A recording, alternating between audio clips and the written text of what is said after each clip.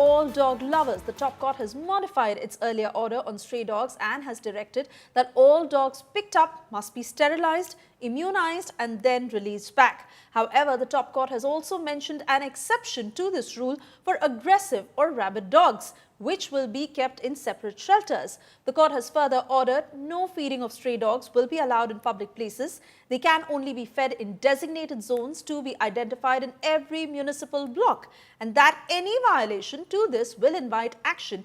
Moreover, the Apex Court has encouraged adoption of strays in their order as well.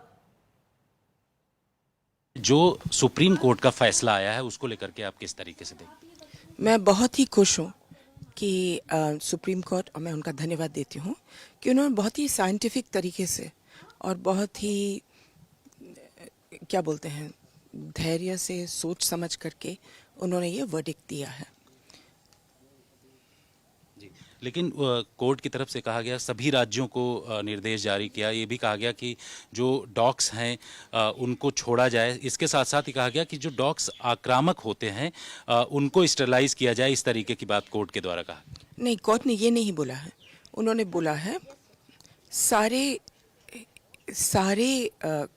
कुत्तों को उठा करके sterilise करें, लेकिन जो आक्रामक कुत्ते हैं उनको वापस नहीं छोड़ा जाए।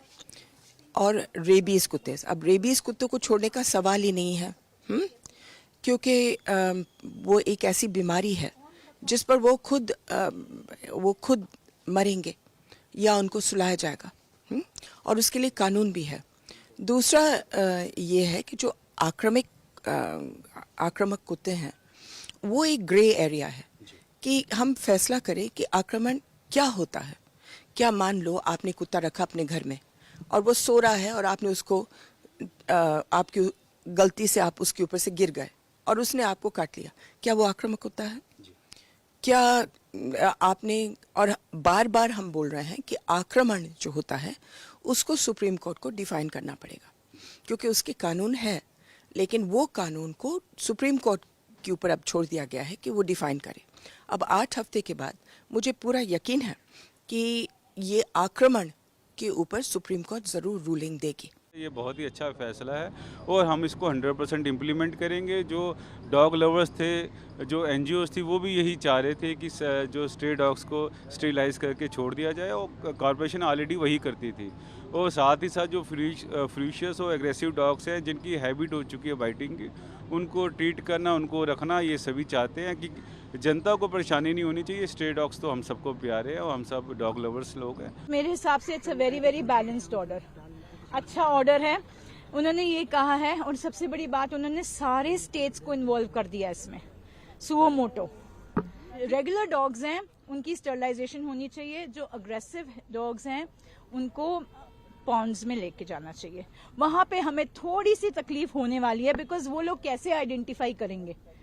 एमसीडी तो सारों को ही उठा के ले जाएगी। जो रेबीड डॉग्स हैं, अग्रेसिव डॉग्स हैं, according to them they will take to the ponds. Rabies बाकी जानवरों में भी होता है, हम हेल्प करेंगे रेबीज डॉग्स और एनिमल पकड़ाने में, लेकिन हम चाहेंगे जो मासूम है, जिनकी कोई गलती नहीं है, जो रेबीज से कांटेक्ट में नहीं आए हैं, प्लीज उन्हें छोड़ दिया जाए।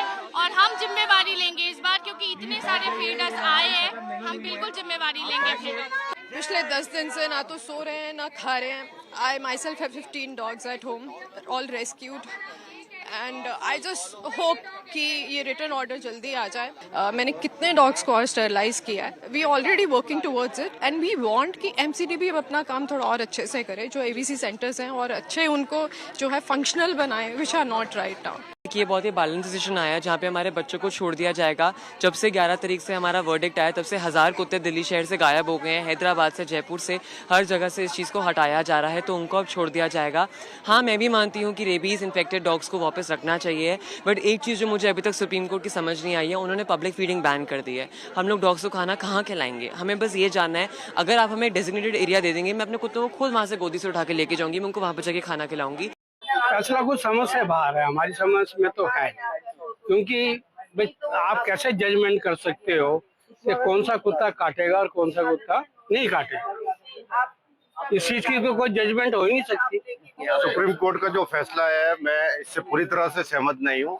इनको दूसरे जो रिक्वायर्ड इंजेक्शन है वो दिए जाए और इसको जो एग्रेशन है इनका वो कम किया जाए और शेल्टरों में रखा जाए। चाहे शेल्टर बनने में हमें भी पता है कि टाइम लगेगा और उसमें करोड़ों रुपए खर्च होने हैं, मगर ये सिचुएशन और ये जो कंडीशन है ये सबके लिए सेफ्टी, इंसानियत सेफ्टी से ज्यादा नहीं है और ये बहुत ज्यादा ह्यूमन के लिए डेंजरस बन चुकी है actually.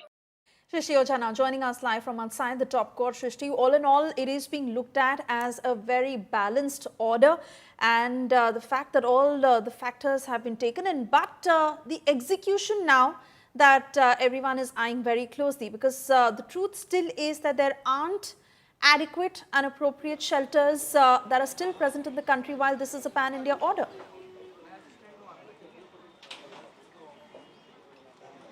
Well, yes, as we're aware of the order that was passed earlier this morning by the top court, modifying its earlier directions as far as rounding up of stray dogs in Delhi NCR is concerned. The court modified one direction where earlier the court had said that after immunization and sterilization, the dogs will not be, released to the spaces where they're picked up from. That order direction has been modified. Other than that, we also know that the court has decided to have a pan-India approach now in this case. All states have also been implemented. Now